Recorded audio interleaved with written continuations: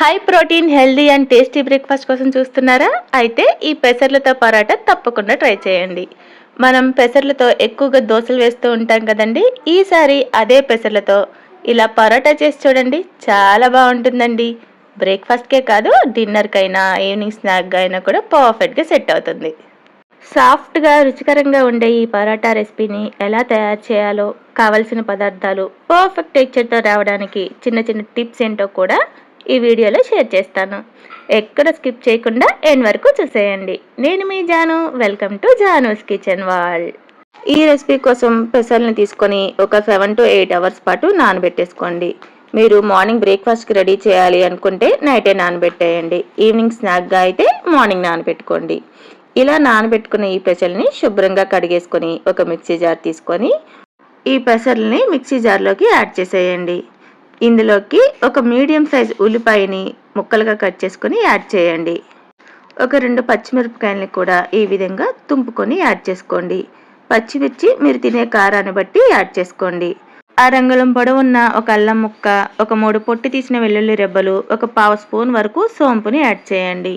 సోంపు యాడ్ చేసుకోవడం వల్ల పెసర్లు తింటే చాలా మందికి గ్యాస్ వస్తుంది అంటూ ఉంటారు కదండి. అలాంటి గ్యాస్ ప్రాబ్లమ్స్ రాకుండా ఉంటాయి. టేస్ట్ కూడా బాగుంటుంది. ఈ జార్కి మూత పెట్టేసి వీలైనంత మెత్తగా మిక్సీ పట్టుకోవాలి. వాటర్ ఏమి యాడ్ చేయాల్సిన అవసరం లేదండి. వాటర్ యాడ్ చేయకుండానే చూసారా, ఈ విధంగా మెత్తగా మిక్సీ పట్టి ఒక మిక్సింగ్ బౌల్లోకి ఈ మిశ్రమాన్ని యాడ్ చేసేయండి.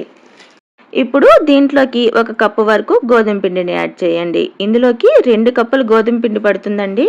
ముందుగా 1 కప్పుని యాడ్ చేసుకొని దీంట్లో టేస్ట్కి తగినట్లుగా ఒక 1/2 స్పూన్ వరకు ఉప్పు, 1/2 స్పూన్ వరకు కారం, 1/2 స్పూన్ వరకు పసుపు, సన్నగా కట్ చేసుకున్న ఉల్లిపాయ ముక్కలు, సన్నగా కట్ చేసుకున్న పచ్చిమిర్చి ముక్కలు, కొత్తిమీర, కరివేపాకు కూడా సన్నగా కట్ చేసి యాడ్ చేసుకోండి. ఒక 1/2 స్పూన్ వరకు వామును కూడా ఈ విధంగా చేత్తో నలిపి యాడ్ చేసుకోండి. ఇలా వాముని యాడ్ చేసుకోవడం వల్ల డైజెషన్ ప్రాబ్లం అనేది లేకుండా మనకి ఈజీగా డైజెస్ట్ అయిపోతుంది. టేస్ట్ కూడా బాగుంటుంది. ఈ ఫ్లేవర్స్ అన్ని బ్యాలెన్స్ చేయడం కోసం ఒక 1/2 స్పూన్ వరకు పంచదార, ఒక 1/2 స్పూన్ వరకు గరం మసాలాని కూడా యాడ్ చేసి ఇప్పుడు ఇవన్నీ కలిసేటట్టు చేత్తో బాగా కలుపుకోండి. ఈ పెసరపిండిలో ఉన్న తడికి తగినట్లుగా కొద్దిగా గోధుమ పిండిని మధ్య మధ్యలో యాడ్ చేసుకుంటూ మనం చపాతీ బ్యాటర్కి ఏ విధంగా అయితే పిండిని ప్రిపేర్ చేసుకుంటామో అదే విధంగా ఈ పిండిని కలుపుకోవాలి. కొలతగా చెప్పాలంటే 1 కప్పు పెసర్లకి 2 కప్పుల వరకు గోధుమ పిండి పడుతుందండి. ముందు 1 కప్పు యాడ్ చేసుకుని తర్వాత ఇంకొక కప్పు మనం కలుపుకునేటప్పుడు కొద్దిగా చూసుకుని యాడ్ చేసుకోవాలి. చివరిగా 1 టీ స్పూన్ వరకు ఆయిల్ వేసుకొని ఈ ఆయిల్ని కూడా ఈ పిండికి బాగా పట్టించి ఒక 10 నిమిషాల పాటు ఈ పిండిని సెట్ అవనివ్వాలి. పిండి కన్సిస్టెన్సీ చూసారా, ఈ విధంగా మనకి చపాతీ ముద్దని ఎలా అయితే కలుపుకుంటామో అదే విధంగా ఈ పిండిని కలుపుకోవాలి. ఇప్పుడు ఈ పిండికి మూత పెట్టేసి ఒక 10 నిమిషాల పాటు పక్కన ఉంచేసేయండి. 10 నిమిషాల తర్వాత మూత ఓపెన్ చేసుకొని మనం ఏ సైజులో అయితే పరాటాలు చేసుకోవాలనుకుంటున్నామో ఆ సైజుకి తగినట్లుగా చిన్ని పిండి ముద్దల్ని తీసుకొని పొడి పిండిలో డిప్ చేసుకొని పరాటాల్లాగా ఒత్తుకోవాలి. ఈ పరాటాలు చేసేటప్పుడు మనం చపాతీ కర్రతో ఎక్కువ ప్రెజర్ ఇవ్వకుండా ఈ విధంగా పైన లైట్గా ప్రెజర్ ఇచ్చుకుంటూ ఒత్తుకోవాలి. ఈ పరాటాల్ని మరీ లావుగా చేయకూడదు, అలా అని మరీ సన్నగా చేయకూడదు.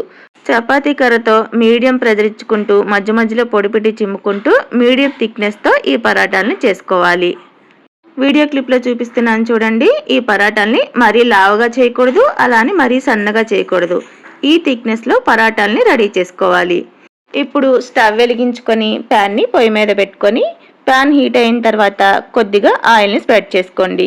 మనం రెడీ చేసుకున్న ఈ పరాటాలని ప్యాన్ మీద వేసి మీడియం హీట్లో 2 వైపులా ఈవెన్గా ఫ్రై చేసుకోవాలి.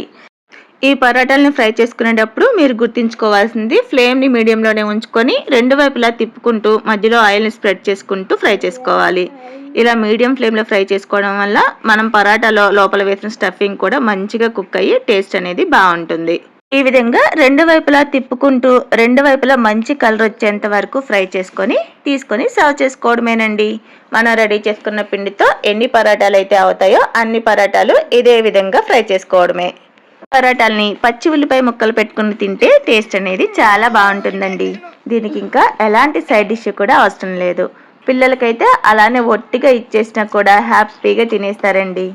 రెసిపీ నచ్చితే ఓ చిన్న లైక్ ఇచ్చి అదే చేత్తో హైప్ కూడా చేసేయండి. ఇలాంటి మరిన్ని రెసిపీస్ కోసం జానూస్ కిచెన్ వాళ్ళ ఛానల్ని సబ్స్క్రైబ్ చేసుకోండి. Thank you for watching.